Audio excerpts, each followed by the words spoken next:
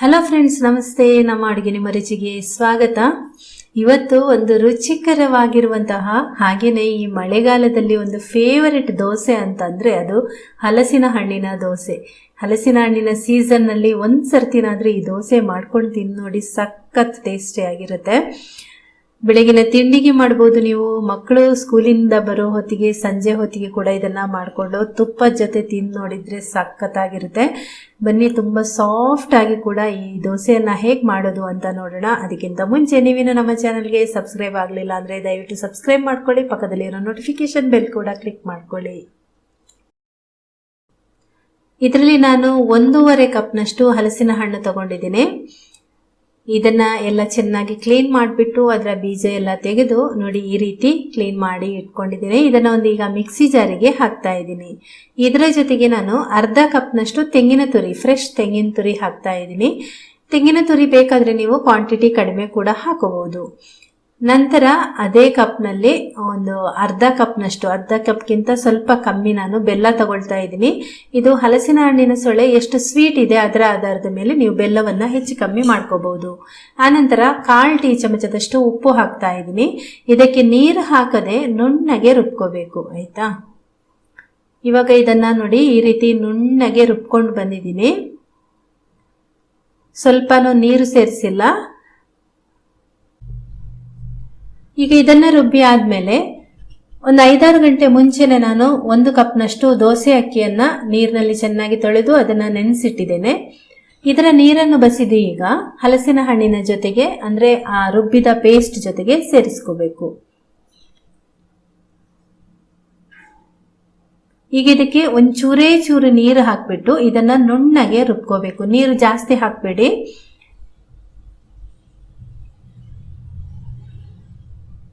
ಈಗ ಇದನ್ನ ರುಬ್ಬಿ ರೆಡಿ ಮಾಡಿ ಆಗಿದೆ. ಹಿಟ್ಟಿನ ಹದ ನಿಮ್ಗೆ ತೋರಿಸ್ತೀನಿ ನೋಡಿ. ಈ ಹದದಲ್ಲಿ ಇದೆ. ಇವಾಗ ಇದಕ್ಕೆ ಒಂಚೂರು ಇನ್ನು ನೀರು ಸೇರಿಸ್ಕೋಬಹುದು. ಅಂದ್ರೆ ಮಿಕ್ಸಿ ಜಾರಿಗೆ ಅದನ್ನ ಒಂದ್ ಸ್ವಲ್ಪ ತೊಳೆದ ನೀರನ್ನ ಇದಕ್ಕೆ ಸೇರಿಸ್ಕೋಬಹುದು ನೀವಿನ್ನು. ಇದನ್ನ ಒಂದು ಪಾತ್ರೆಗೆ ಹಾಕ್ಬಿಟ್ಟು ಅದಕ್ಕೆ ಒಂಚೂರೇ ಚೂರು ನಾನು ನೀರು ಸೇರಿಸಿದ್ದೀನಿ. ಈ ಹದದಲ್ಲಿ ಇದೆ, ತುಂಬಾ ನೀರು ಮಾಡ್ಕೋಬಾರ್ದು. ಈಗ ಉಪ್ಪು ನಾವು ಮೊದಲೇ ಹಾಕಿದೀವಲ್ವಾ, ಅದಕ್ಕೆ ನೀವು ಬೇಕಾದ್ರೆ ಉಪ್ಪು ಸೇರಿಸ್ಕೋಬಹುದು, ಕಮ್ಮಿ ಇದ್ರೆ. ನಾನಿಲ್ಲಿ ಒಂದು ಸಣ್ಣ ಚಿಟಿಕೆಯಷ್ಟು ಉಪ್ಪು ಇನ್ನು ಕೂಡ ಸೇರಿಸಿದ್ದೀನಿ. ಹಾಗೇನೆ ಈ ದೋಸೆಗೆ ಒಂದು ಸಣ್ಣ ಚಿಟಿಕೆಯಷ್ಟು ನೋಡಿ, ಇಷ್ಟು ಅಡಿಗೆ ಸೋಡಾ ಹಾಕ್ತಾ ಇದ್ದೀನಿ. ಇದನ್ನ ಹಾಕೋದ್ರಿಂದ ನಾವು ಮಾಮೂಲಾಗಿ ಹಲಸಿನ ಹಣ್ಣಿನ ದೋಸೆ ಮಾಡುವಾಗ ಸೋಡಾ ಪುಡಿ ಏನೆಲ್ಲ ಹಾಕೋದಿಲ್ಲ ಅದಕ್ಕೆ, ಹಾಗೇನೆ ಅದು ತುಂಬಾ ಸಾಫ್ಟ್ ಆಗಿ ಬರುತ್ತೆ. ಆದ್ರೆ ಒಂಚೂರು ಸಣ್ಣ ಚಿಟಿಕೆಯಷ್ಟು ಸೋಡಾ ಪುಡಿ ಹಾಕೋದ್ರಿಂದ ಏನಾಗುತ್ತೆ, ಸೆಟ್ ದೋಸೆ ತರ ಚೆನ್ನಾಗಿ ಕಣ್ಣು ಬಿದ್ದು ದಪ್ಪ ದೋಸೆ ಆಗುತ್ತೆ. ತುಂಬಾನೇ ಚೆನ್ನಾಗಿ ಬರುತ್ತೆ ದೋಸೆ. ತುಂಬಾ ಜಾಸ್ತಿ ಸೋಡಾ ಪುಡಿ ಹಾಕಬೇಡಿ, ಯಾಕೆಂದ್ರೆ ಈಗಾಗಲೇ ಇದರಲ್ಲಿ ಬೆಲ್ಲ, ತೆಂಗಿನ ತುರಿ ಅದೆಲ್ಲ ಇರೋದ್ರಿಂದ ಇದಕ್ಕೆ ಸೋಡಾ ಪುಡಿ ಏನು ಜಾಸ್ತಿ ಬೇಕಾಗಲ್ಲ. ಸಣ್ಣ ಒಂದು ಚಿಟಿಕೆಯಷ್ಟು ಸೋಡಾ ಪುಡಿ ಸುಮ್ಮನೆ ಒಂಚೂರು ಹಾಕಿ ನೋಡಿ ದೋಸೆ ಮಾಡಿ ಒಂದು 15 ನಿಮಿಷ ಅದನ್ನ ಹಾಗೇನೆ ಈಗ ಬಿಡ್ತಾ ಇದ್ದೀನಿ ಮುಚ್ಚಳ ಮುಚ್ಚಿ. ಆ ನಂತರ ಇದರಿಂದ ದೋಸೆ ಮಾಡ್ತಾ ಇದ್ದೀನಿ. ನಿಮ್ಗೆ ಅಡಿಗೆ ಸೋಡಾ ಬೇಡ ಅಂತಿದ್ರೆ ಇದನ್ನ ನೀವು ಬೆಳಿಗ್ಗೆ ರುಬ್ಬಿಟ್ಟು ಸಂಜೆ ದೋಸೆ ಮಾಡಬಹುದು, ಅಥವಾ ಸಂಜೆ ರುಬ್ಬಿಟ್ಟು ಬೆಳಿಗ್ಗೆ ಕೂಡ ದೋಸೆ ಮಾಡಬಹುದು. ಆವಾಗ್ಲೂ ಕೂಡ ಸೆಟ್ ದೋಸೆ ತರ ಬರುತ್ತೆ.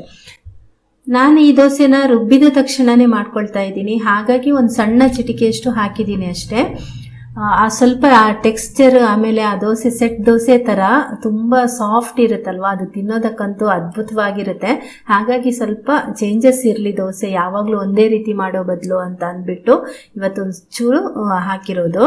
ನೀವು ಬೇಕಾದ್ರೆ ಹಾಕದೆ ಹಾಗೆ ಕೂಡ ಮಾಡ್ಕೋಬಹುದು. ನೋಡಿ ಇಲ್ಲಿ ನಾನು ದೋಸೆ ಈಗ ಕಾವಲಿಗೆ ಒಂದ್ ಸ್ವಲ್ಪ ಎಣ್ಣೆ ಸವರ್ಬಿಟ್ಟು ಆನಂತರ ದೋಸೆ ಹಾಕಿದ್ದೀನಿ. ತುಂಬಾನೇ ಚೆನ್ನಾಗಿ ಕಣ್ಣು ಬಿದ್ದು ತುಂಬಾನೇ ಸೂಪರ್ ಆಗಿ ಬಂದಿದೆ ದೋಸೆ. ಅದರ ಮೇಲ್ಗಡೆ ಸ್ವಲ್ಪ ಎಣ್ಣೆ ಅಥವಾ ತುಪ್ಪ ಹಾಕ್ಬಿಟ್ಟು ನಂತರ ಮುಚ್ಚಳ ಮುಚ್ಚಿ ಅದನ್ನ ಬೇಯಿಸ್ಕೊಳ್ಳಿ. ಮುಚ್ಚಳ ತೆಗೆದ್ರೆ ನೋಡಿ ಕಲರ್ಫುಲ್ ಆಗಿರುವಂತಹ ಒಂದು ದೋಸೆ ರೆಡಿ ಆಗಿದೆ. ತುಂಬಾ ಒಂದು ಘಮಘಮ ಅಂತಿದೆ, ಅಡುಗೆ ಮನೆಯೆಲ್ಲ ಅಷ್ಟು ಒಂದು ಘಮಘಮ ಅಂತಿದೆ ಹಲಸಿನ ಹಣ್ಣಿನ ದೋಸೆ ಅಂದ್ರೆ. ಸಖತ್ ಟೇಸ್ಟಿ ಆಗಿರುತ್ತೆ. ಇದಕ್ಕೆ ನಿಮ್ಗೆ ಯಾವ್ದಾದ್ರು ಖಾರದ ಚಟ್ನಿ ಮಾಡ್ಕೊಂಡು ತಿನ್ಬಹುದು, ಅಥವಾ ಯಾವ್ದಾದ್ರು ಖಾರದ ಸಾಂಬಾರ್, ಆ ರೀತಿ ಕೂಡ ಇದು ರುಚಿಯಾಗಿರುತ್ತೆ ದೋಸೆ. ಮಕ್ಕಳಿಗಂತೂ ಹಾಗೇನೆ ಕೊಟ್ರೆ ಸ್ವಲ್ಪ ತುಪ್ಪ ಹಾಕೊಂಡು ಕೊಡಿ, ಸಖತ್ ಇಷ್ಟಪಡ್ತಾರೆ. ಇದೇ ಥರ ನೀವು ಕೂಡ ಒಂದ್ಸರ್ತಿ ಮನೆಯಲ್ಲಿ ಟ್ರೈ ಮಾಡಿ ನೋಡಿ, ಖಂಡಿತ ನಿಮಗೆ ಇಷ್ಟ ಆಗುತ್ತೆ. ಓಕೆ ಫ್ರೆಂಡ್ಸ್, ಈ ಒಂದು ರೆಸಿಪಿ ನಿಮಗೆ ಇಷ್ಟ ಆದರೆ ಒಂದು ಲೈಕ್ ಮಾಡಿ, ಶೇರ್ ಮಾಡಿ, ಕಮೆಂಟ್ ಮಾಡಿ. ಹಾಗೆಯೇ ನಮ್ಮ ಚಾನಲ್ಗೆ ನೀವೇನು ಸಬ್ಸ್ಕ್ರೈಬ್ ಆಗಲಿಲ್ಲ ಅಂದರೆ ದಯವಿಟ್ಟು ಸಬ್ಸ್ಕ್ರೈಬ್ ಮಾಡ್ಕೊಳ್ಳಿ. ಅದೇ ರೀತಿ ನಮ್ಮ ಚಾನಲ್ನಲ್ಲಿ ಹಲವಾರು ಬ್ರೇಕ್ಫಾಸ್ಟ್ ರೆಸಿಪಿಗಳು ಇದೆ. ಇವಾಗ ನಾವು ನಾನ್ ವೆಜ್ ರೆಸಿಪಿಗಳನ್ನು ಕೂಡ ಹಾಕ್ತಾ ಇದ್ದೀವಿ. ನೀವು ಯಾರು ಸಬ್ಸ್ಕ್ರೈಬ್ ಆಗಲಿಲ್ಲ ದಯವಿಟ್ಟು ಅಂಥವರು ಸಬ್ಸ್ಕ್ರೈಬ್ ಮಾಡಿ ಇಟ್ಕೊಳ್ಳಿ. ನೋಟಿಫಿಕೇಶನ್ ಬೆಲ್ ಕೂಡ ಕ್ಲಿಕ್ ಮಾಡ್ಕೊಳ್ಳಿ. ನೀವು ರೆಸಿಪಿ ಹಾಕಿದ ತಕ್ಷಣ ನಿಮಗೆ ಗೊತ್ತಾಗುತ್ತೆ. ಹೀಗೇನೆ ಸಪೋರ್ಟ್ ಮಾಡ್ತಾ ಇರಿ. Thank you.